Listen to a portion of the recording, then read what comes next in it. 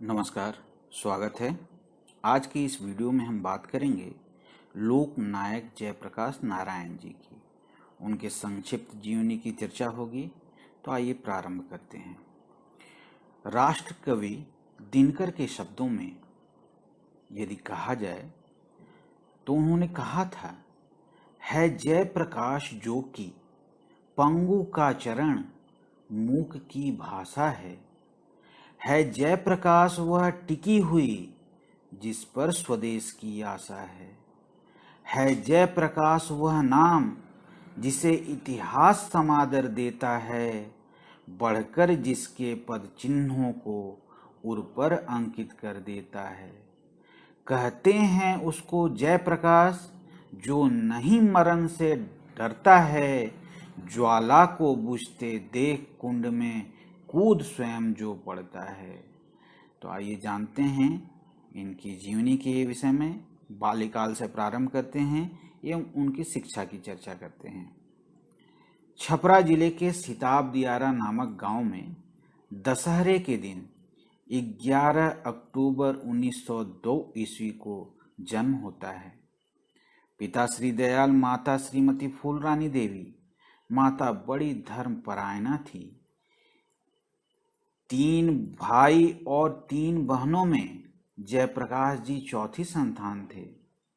4 वर्ष तक दांत न निकलने के कारण माता इन्हें बडल जी कहने लगी थी, लेकिन जब इन्होंने बोलना शुरू किया तो बहुत ही सोच समझकर बोलना शुरू किया और ऐसे ही बोलते थे कि बड़े बूढ़े भी हैरान हो जाते थे। एक एक शब्द सोच समझकर बोलना, और इसीलिए शायद पिताजी ने एक दिन कहा था, ई तब बूढ़ लड़का हुवन। पशु पक्षियों से भी अपार प्रेम था। वे उनको खूब खिलाते थे। विवाह होता है प्रभावती जी से 16 मई 1920 ईस्वी को। पढ़ाई के लिए फिर पटना आगमन होता है। स्वतंत्रता आंदोलन के लिए इन्हें किस प्रकार प्रेरणा मिलती है, आइए यह जान लेते हैं। जनवरी 1921 असहयोग आंदोलन चल रहा है। पटना में एक विशाल सभा का आयोजन होता है। मौलाना अबुल कलाम आजाद आए हुए हैं। उनके ओजस्वी भाषण से, जिनमें उन्होंने आह्वान किया कि अंग्रेजों की जारी की हुई निकम्मी तालीम को छोड़कर मैदान में आए, इस ढहती हुई हुकूमत को धक्का देकर खत्म करें और नया हिंदुस्तान बनाएं, जिसकी खुशबू से सारा आलम महक उठे। अगर इस वक्त चूके तो मैं कहता हूं कि आपको तवारीफ माफ नहीं करने वाली।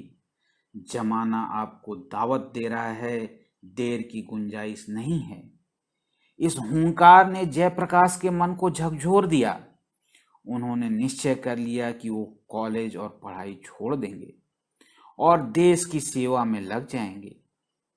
ससुर श्री ब्रजकिशोर जी की सलाह पर बिहार विद्यापीठ जाना होता है। वहां पर पढ़ाई करने के बाद उच्च शिक्षा के लिए अमेरिका गए। अमेरिका से वापस 1929 ईस्वी में भारत आगमन होता है। अब जानते हैं कि स्वतंत्रता आंदोलन में इन्होंने किस प्रकार भूमिका निभाई। 1934 ईस्वी पटना में आचार्य नरेंद्र देव की अध्यक्षता में अखिल भारतीय कांग्रेस सोशलिस्ट पार्टी बनाने का निर्णय लिया गया। 17-18 मई की बात है। बंबई में अक्टूबर में इसी वर्ष बकायदा इसे कायम किया गया और जयप्रकाश जी जनरल सेक्रेटरी नियुक्त किए गए। भारत छोड़ो आंदोलन के दौरान हजारीबाग जेल से फरार हुए अपने 6 साथियों के साथ 9 नवंबर 1942 का दिन, दिवाली का त्योहार, जेल में सभी को जेलर की ओर से दावत का आयोजन था। फिर नाच और गाने का प्रोग्राम था। जयप्रकाश जी ने जान की बाजी लगा दी। नई धोतियों की रस्सी बनाकर 6 मिनट में जेल की दीवार लांघ गए और बाहर निकल गए। इस वीरता के साथ वो आगे बढ़े। स्वतंत्रता संग्राम में कई बार उन्हें जेल जाना पड़ा, लेकिन कभी भी वो ब्रिटिश हुकूमत से डरे नहीं। अंग्रेजों के होश उड़ गए थे और ब्रिटिश सरकार ने इन्हें पकड़ने के लिए 10,000 रुपए के इनाम का ऐलान किया। स्वतंत्रता प्राप्ति हुई, उसके बाद के योगदान की चर्चा करते हैं। 14 फरवरी 1948 का दिन, रेडियो पर प्रथम प्रधानमंत्री पंडित जवाहरलाल नेहरू का भाषण, जिनमें वो जयप्रकाश जी के विषय में जिक्र करते हैं। कहते हैं कि इनकी काबिलियत और ईमानदारी पर मुझे कभी कोई शक नहीं रहा है। एक मित्र के नाते मैं उनकी इज्जत करता हूँ और मुझे यकीन है कि एक वक्त आएगा जब भारत के भाग्य निर्माण में वे महत्वपूर्ण भूमिका अदा करेंगे, और निश्चित तौर पर इतिहास गवाह है कि वह वक्त भी आया। 1952 ईस्वी में आचार्य विनोबा भावे से मुलाकात हुई, सर्वोदय की चर्चा हुई और अपना जीवन समर्पित कर दिया। इनकी प्रेरणा से लगभग 582 व्यक्तियों ने सर्वोदय के लिए अपने जीवन दान किया। विदेश गए, 50 सभाओं का संबोधन किया, 14 यूरोपीय देशों की यात्रा की। यह बात अप्रैल 1958 से सितंबर 1958 तक की थी। सर्वोदय के संदेश का प्रचार प्रसार किया। उसके बाद की बात करते हैं। हमें मालूम है कि भगवान बुद्ध के चरणों में अंगुलीमाल डाकू ने समर्पण किया था। चंबल घाटी के खूंखार भयानक डकैत निशंक और निर्भय होकर जयप्रकाश जी के पास आते थे और समर्पण करते थे। कुल 501 बागियों ने हथियार डाले और अच्छाई एवं सच्चरित्रता के जीवन को अपनाया। यह बात 1972 की है। उसके आगे की अगर बात करें तो शोक आता है जीवन में। पत्नी प्रभावती जी का स्वर्गवास हो जाता है 13 अप्रैल 1973 को। 1974 में बिहार के छात्र आंदोलन करते हैं, नेतृत्व के लिए जयप्रकाश जी के पास आते हैं और उसी समय संपूर्ण क्रांति का नारा दिया जाता है। 5 जून 1974 को पटना की वह ऐतिहासिक रैली होती है। कहा जाता है कि वह रैली लगभग 7 किलोमीटर लंबी थी। इन्होंने हुंकार भरी उस रैली में। उसके पश्चात की अगर बात करें तो आपातकाल लागू किया जाता है। रामलीला मैदान में लगभग 1 लाख की भीड़ जमा होती है और जयप्रकाश जी अपने ओजस्वी भाषण से सबको प्रभावित करते हैं। दिनकर की कविता का पाठ करते हैं।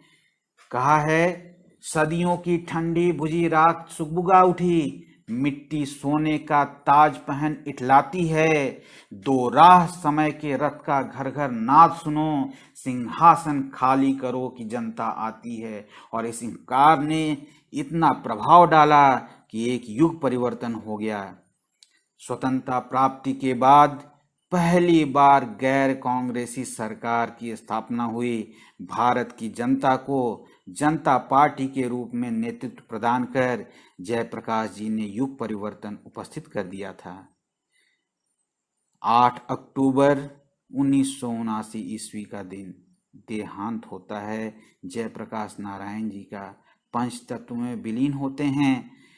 मरणोपरांत भारत रत्न से सम्मानित होते हैं। लेकिन समाजवाद की जो विचारधारा उन्होंने जगाई, मन मस्तिष्क में आज भी भारतीयों की वह जिंदा है और इसी से प्रेरणा लेते हुए सभी जन कल्याण की बात कर रहे हैं। वीडियो देखने के लिए बहुत बहुत धन्यवाद।